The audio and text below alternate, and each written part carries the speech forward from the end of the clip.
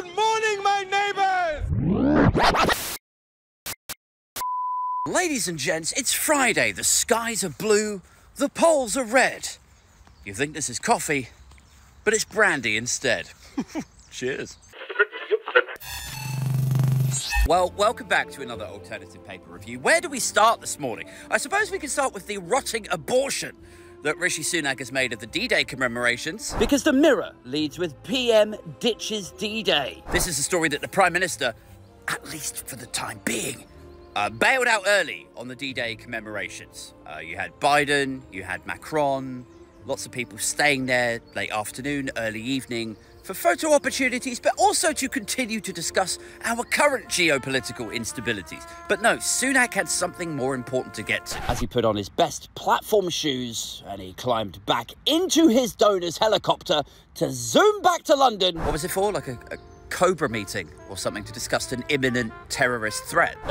No, not quite. Well, maybe one of his kids had some sort of incident or accident, you know, maybe tripped over, fell and accidentally made a working class friend? No. He left early to fly back and do an ITV interview with Paul Brand that's not even scheduled to go out for over a week yet. Right. I mean, that does seem like a weird thing to risk the fury of the tabloid flag shaggers for, doesn't it? I mean, for me personally, it's hilarious seeing him torn apart by the same flag shaggers he would try to galvanise against his own political adversaries any other week in the news. I mean, think of how many times you've seen political figures or prime ministers, populist nationalists, giving TV addresses in front of Union Jacks, pretending that any criticism of them, of the government, is somehow like, you know, oh, Labour hate Britain. But now, by virtue of the fact that their patriotism, their national pride, their flag waving is mere superficiality and will always be easily eclipsed by their own self-interest, you've got Sunak sacking off the substance, the foundations of that national pride, of paying respects to fallen soldiers, to just run and do whatever is most beneficial to him at that moment. Isn't it? That's what's happening here. It's like, oh yeah, I can wrap this up. Absolutely, okay. Oh yeah, for an interview that helps promote me and maybe wraps a tourniquet around the reform bleeding situation.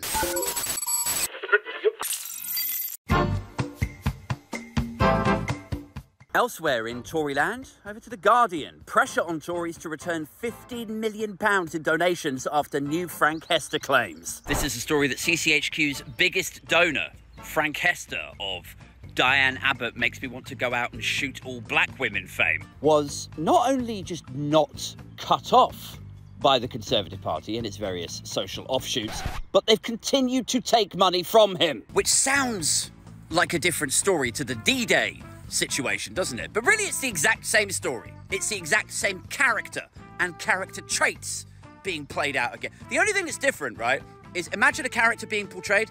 This is just a different actor coming on the stage every 4 years. You know, Boris Johnson infamously did whatever was most beneficial to him at any given moment. Theresa May, in recent years, has exhibited morals and ethics and concerns for international development, the safety of women and girls. But when pressed to choose between exercising those ethics in office or doing deals with Rupert Murdoch or driving around in go-home vans, that's a quandary.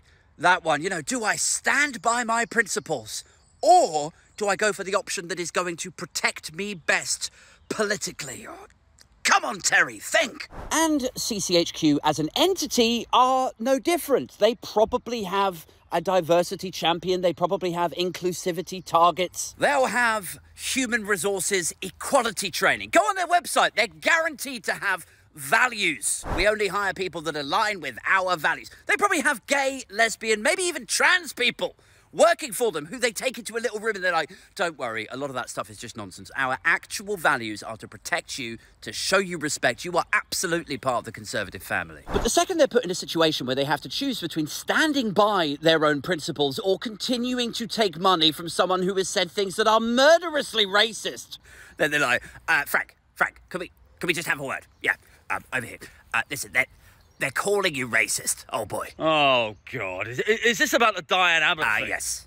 Yeah. It's not unrelated to you saying that a black woman makes you want to run out and shoot all all black women. Oh, Christ. Everyone's so sensitive these days. These bloody coloureds can't take a joke, can they? Right, I mean, it's things like that. You can't say coloureds. Oh, not you as well. Bloody language police. Well, just hold on. You know, let's just talk about this. I mean, fundamentally, you are part of the Conservative family. Absolutely, you are. Right.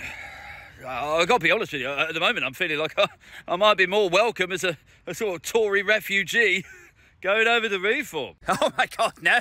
No, don't do that. I mean, none of us like refugees. Well, I suppose that's true, yeah. But the thing is you're part of the family, right? You and I, we enjoy going for drinks at the Carlton Club, don't we? Yeah. I think that's how we first got talking, wasn't it? Is we both got sexually assaulted by Pincher. Oh, gosh, yeah. God, memories. Good times. But part of being a family is that we can have challenging conversations with one another. All right. And so this racism thing, we just need to put this fire straight out. So I'm just going to ask you point blank, do you have any slaves? What kind of question is that? I'm sorry, Frank. I'm going to need an answer. Yes or no. Do you own any slaves? No. Not